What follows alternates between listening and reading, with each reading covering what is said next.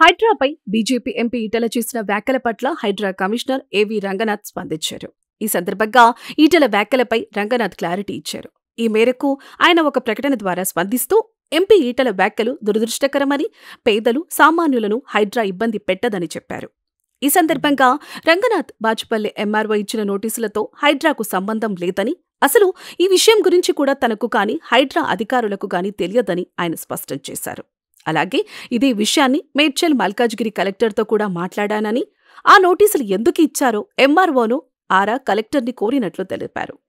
అంతేగాక ప్రతి నోటీసును, ప్రతి కూల్చివేత్తను హైడ్రాకు ఆపాదించి ప్రజల్ని ఆందోళనకు, భయభ్రాంతులకు గురిచేయటం దురదృష్టకరమని, బడా భూకబ్జాదారుల మీద హైడ్రా కఠినంగా ఉంటూ సామాన్యులకు అండగా ఉంటుందని తెలిపారు.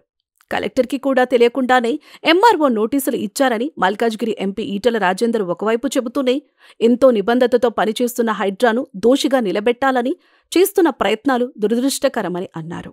ఈటెల రాజేందర్ మాటలు ప్రజలను తప్పుదోవ పట్టించేవిగాను, అయోమయానికి గురిచేసేవిగాను ఉన్నాయని తెలిపారు. హైడ్రా పనితీరుపై ప్రజల్లో స్పష్టమైన అవగాహన ఉన్న తరుణంలో ఈటెల రాజేందర్ లాంటి వారు హైడ్రాపై ఆరోపణలు చేస్తూ ప్రజలను అయోమయానికి గురిచేయటం సబబు కాదని సూచించారు.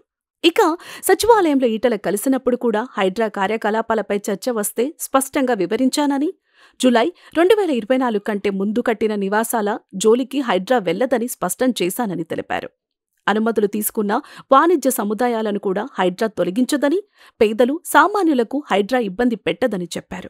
హైడ్రా పనితీరుపై ప్రజలు ఎంతో స్పష్టతతో ఉన్నారని, అనవసరమైన ఆరోపణలు చేసి అయోమయానికి గురిచేయవద్దని హైడ్రా కమిషనర్ కోరారు.